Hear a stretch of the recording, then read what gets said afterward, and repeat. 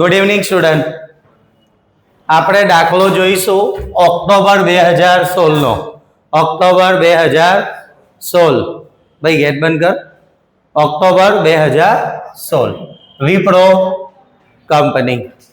Wipro company મસ્ત દાખલો છે, ધ્યાનથી ગણવાનો છે. હાલમાં વિપ્રો કંપની 80% ચાલે છે અને 12,000 એકમનું ઉત્પાદન અને વેચાણ કરે છે. હાલમાં વિપ્રો કંપની 80% ચાલે છે અને 12,000 એકમોનું ઉત્પાદન કરે છે. એટલે આપણી આધાર સપાટી 80%. મનીષા, આધાર સપાટી 80%. 80% એ 12,000 એકમ. 70% એ કેટલા? 10,500 એકમ.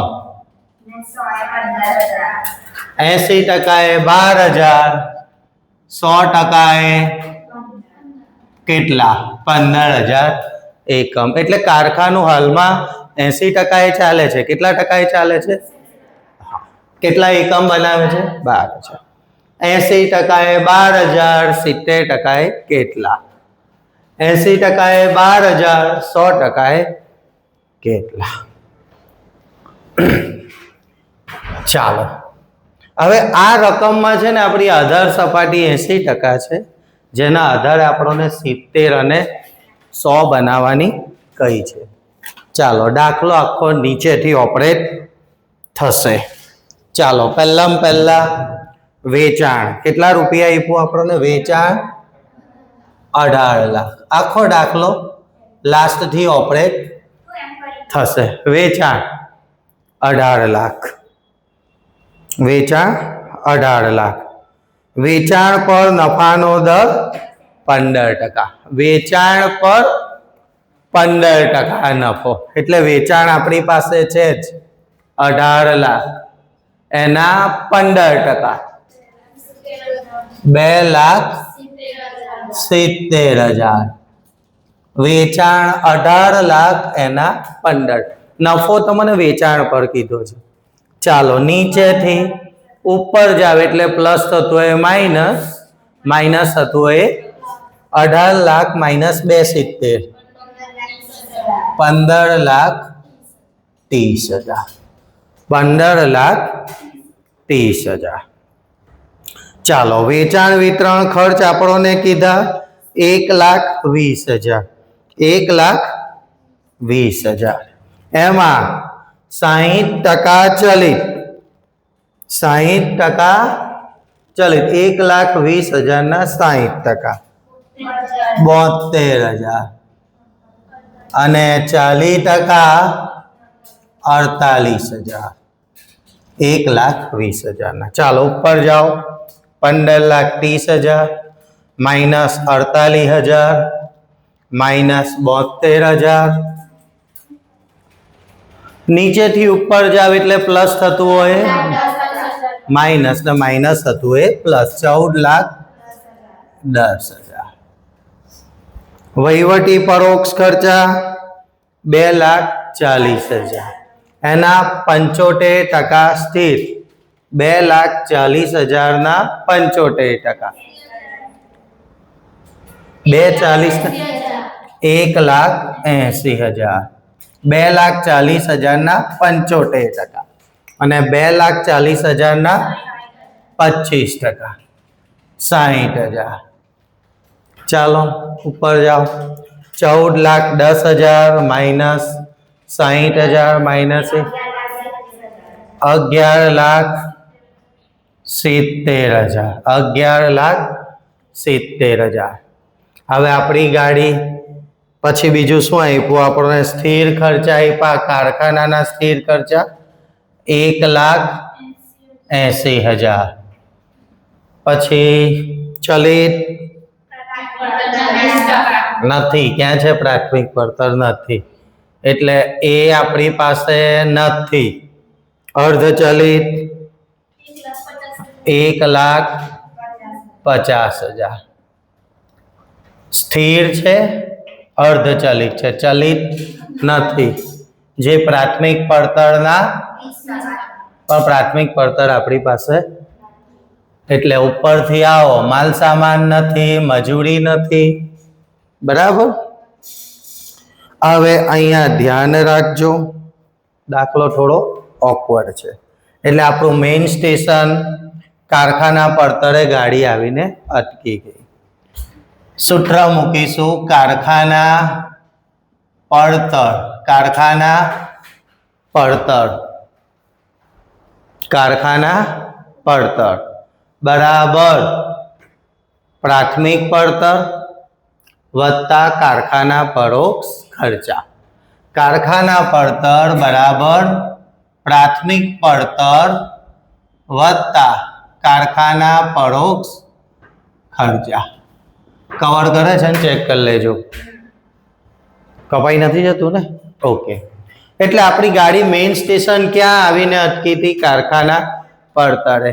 કારખાના પડતર ક્યારે આવે? તો કે પ્રાથમિક પડતરમાં. શામાં? પ્રાથમિક પડતરમાં હું કારખાના પરોક્ષ ખર્ચ એડ કરું. શામાં? પ્રાથમિક પડતરમાં કારખાના પરોક્ષ ખર્ચ એડ કરું ત્યારે કારખાના પડતર આવે. ચાલો કારખાના પડતર લખો 11 લાખ. સોરી, તે પહેલા પ્રાથમિક પડતરમાં શું શું આવે? તો કે માલ સામાન આવે, મજૂરી આવે. બે વસ્તુ આવે.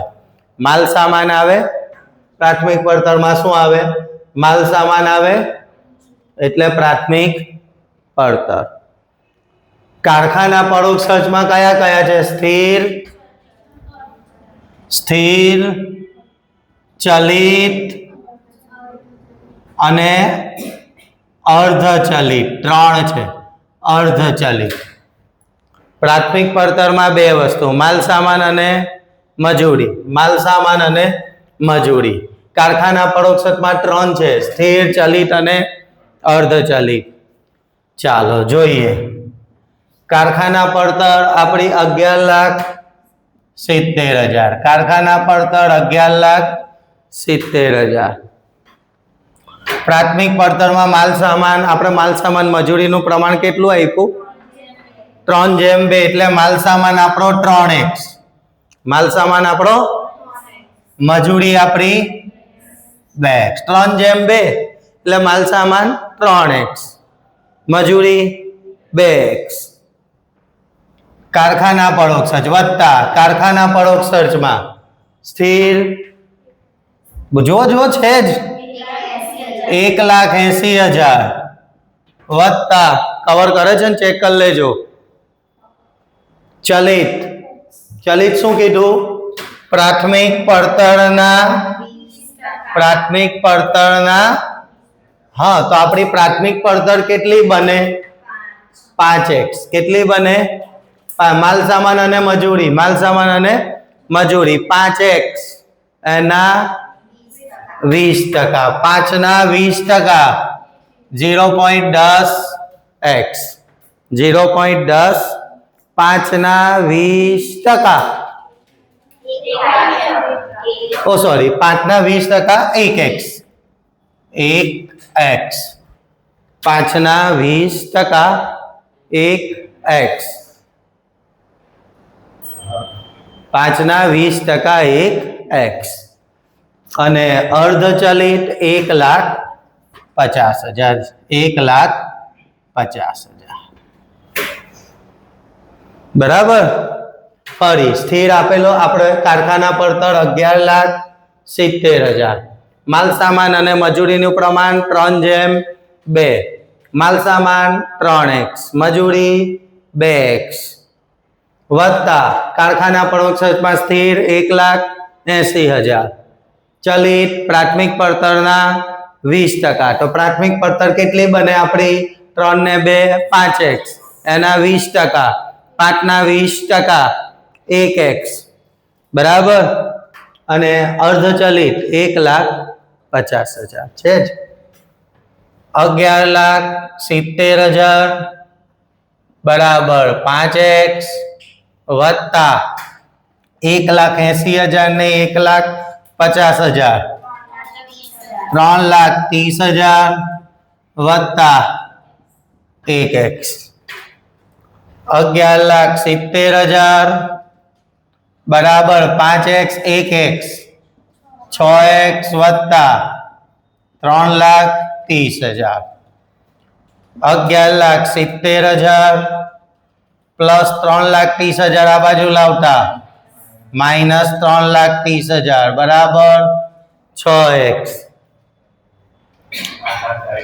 8,40,000 હવે x સાથે ગુણાયેલી રકમ છેદમાં બરાબર x 1,40,000 બરાબર x આ x ની કિંમત મળી આપણને કોની મળી x ની ચાલો માલ સામાન કેટલો ધારેલો આપણે 3x 3 ગુણ્યા 1,40,000 માલ સામાન 4,20,000 4,20,000 મજૂરી 2 ગુણ્યા 1,40,000 x ની કિંમત મૂકો 2,80,000 એટલે આપણી પ્રાથમિક પડતર બની 7 લાખ બરાબર ને અને ચલિત 1x કેટલો ધારેલો કારખાના ખર્ચમાં ચલિત કેટલો ધારેલો 1x તો 1 ગુણ્યા 1,40,000 અથવા પ્રાથમિક પડતરના 20% પ્રાથમિક પડતરના હા તો પ્રાથમિક પડતર 7 લાખ એના 20% 1 લાખ બોલો 40,000 આપણું કમ્પ્લીટ સેટઅપ થઈ ગયો હવે એને એકમ દીઠ શોધી લઈએ 4,20,000 ભાગ્યા 12,000 કેટલા 35 2,80,000 ભાગ્યા 12,000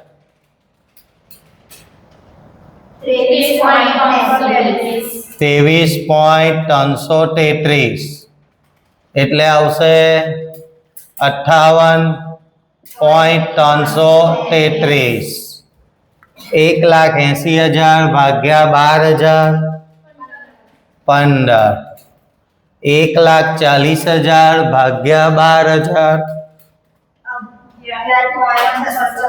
11.667 કરી દઈએ તો પેલો 1 રૂપિયો સેટ થઈ જાય ને હા પછી 12.5 હવે 58.333 97.5 કમ્પ્લીટ છે ને ટોટલમાં ચેક કરજો 1,80,000 ભાગ્યા 12,000 15 5 107.5 117.5 6 4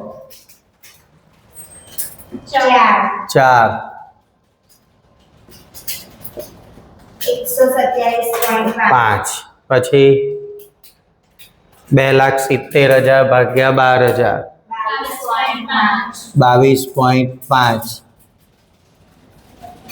એટલે 150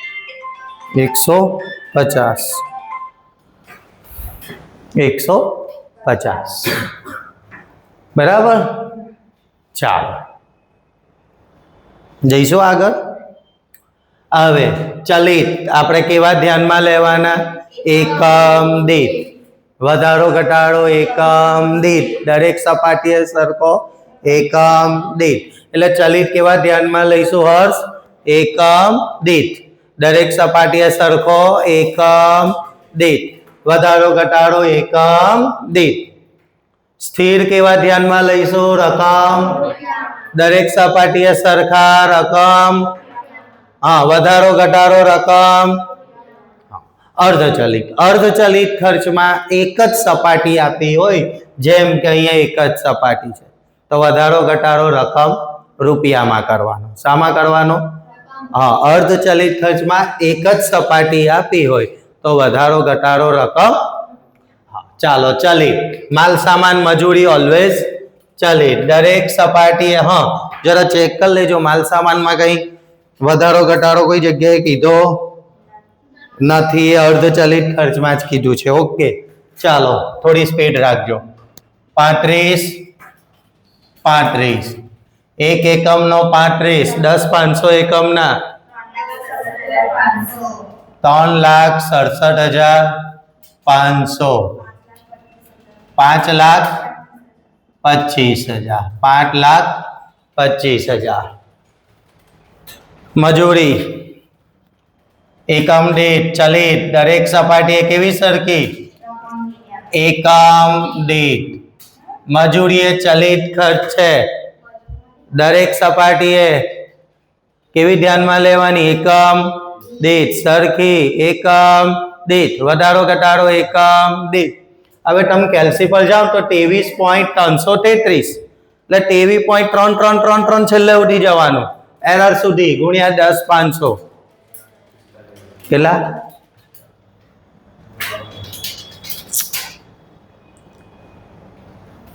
23.3333 છેલ્લે ઉડી ના 2,45,000 આવે કરો ને તમે 23.333 છેલ્લે એરર ઉડી જાવ ગુણ્યા 10,500 આવ્યા ને તો પછી એવું અહીંયા સેમ 23.33333 છેલ્લે ઉડી જવાનું ગુણ્યા 15,000 3,50,000 ચાલો 58.333 ચાલો ચાલો ટોટલ આપો 6,12,500 8,75,000 સ્થિર કેવા ધ્યાનમાં લેવાના રકમ ને દરેક સપાટીએ સરખા રકમ રૂપિયામાં દરેક સપાટીએ સરખા રકમ રૂપિયામાં ચાલો એકમ દીઠ 17.14 1,80,000 ભાગ્યા 15,000 12 ચલિત દરેક સપાટીએ કેવો સરખો એકમ દીઠ હા 11.667 ગુણ્યા 10,500 અને ધ્યાન રાખો આ 11.666 હતા એ તો આપણે કર્યા એડજસ્ટ કરવા 11.6666 એરર ઉડી જાવ ગુણ્યા 10,500 એકમ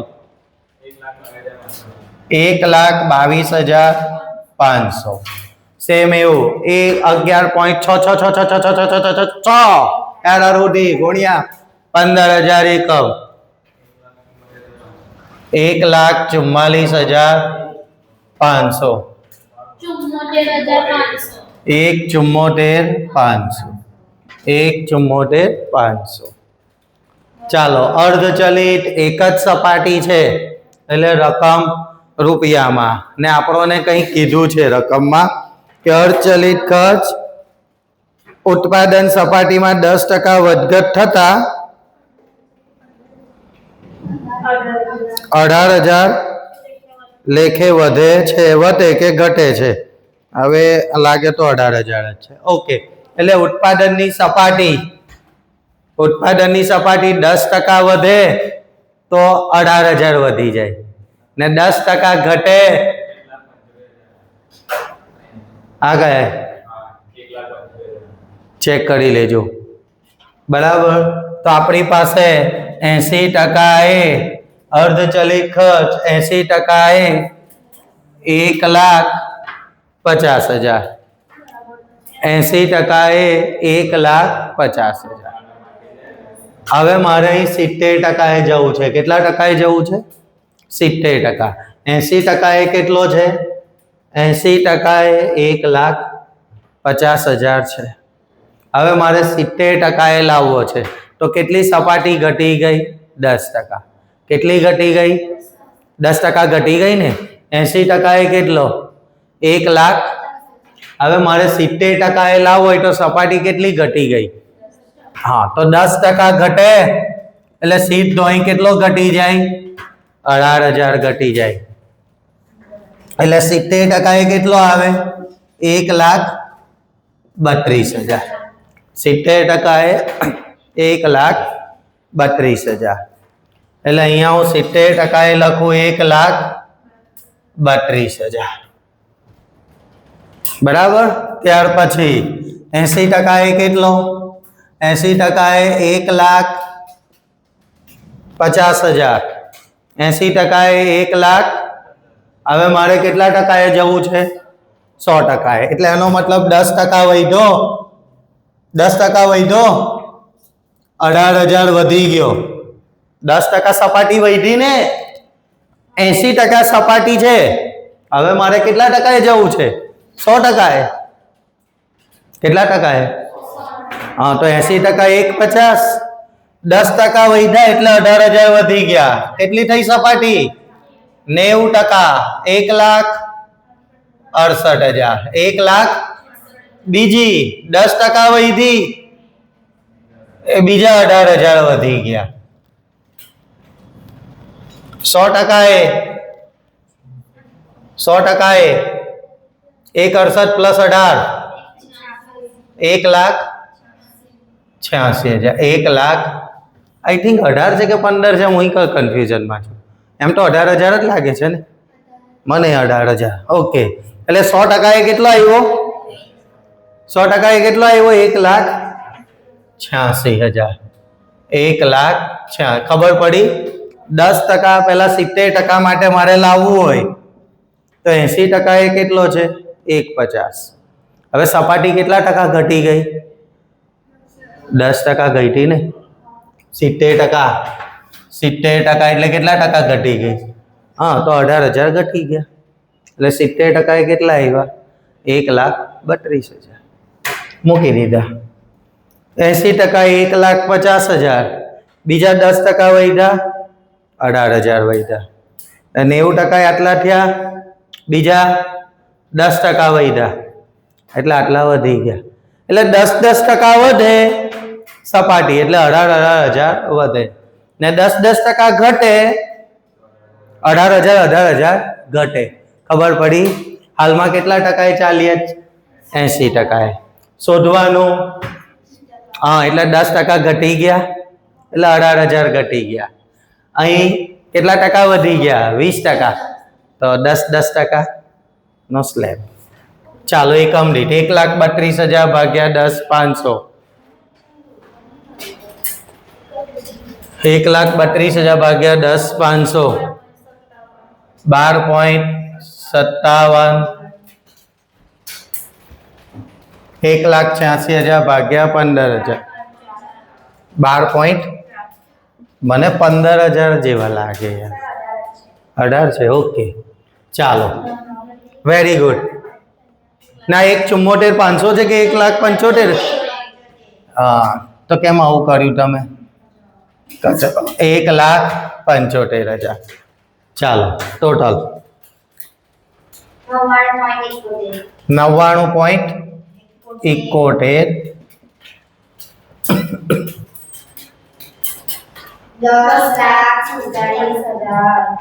10,47,000. પછી 94.4. 14,16,000. ચાલો, સ્થિર. કેવો સરખો? રકમ રૂપિયામાં સરખો 1,80,000. 1,80,000. ચાલો, 1,80,000 ભાગ્યા 10,500. 17.14 ને. અને 1,80,000 ભાગ્યા 15. 12. ચલે, દરેક સપાટી કેવો સરખો? એકમ દીઠ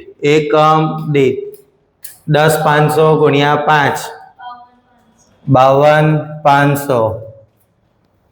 5 ગુણ્યા 15,000 75,000 ટોટલ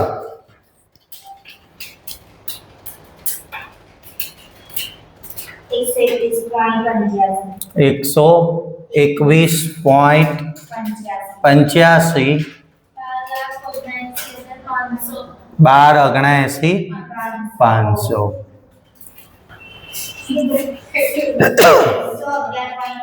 100 हाँ 16,71,000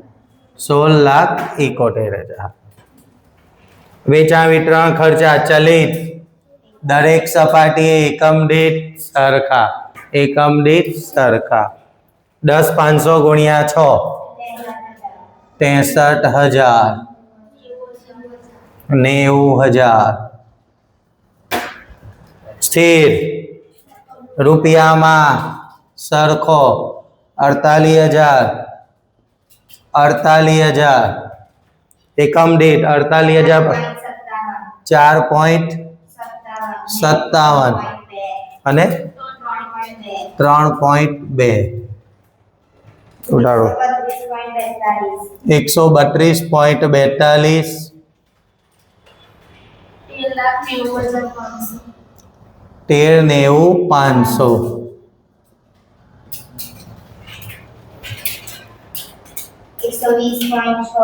120.6 18,09,000